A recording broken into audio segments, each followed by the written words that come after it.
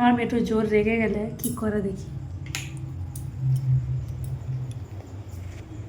কি হয়েছে? কাকে ভালোবাসো না তুমি? কি কি হয়েছে আমার বেটু? কি হয়েছে?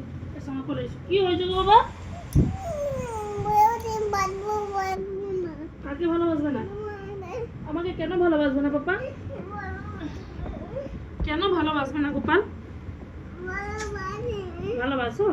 তোমার কেন রাগ করেছে? আমার সোনা বাবাটা একটু রাগ করেছে গো, আমি একটু বকে দিয়েছি।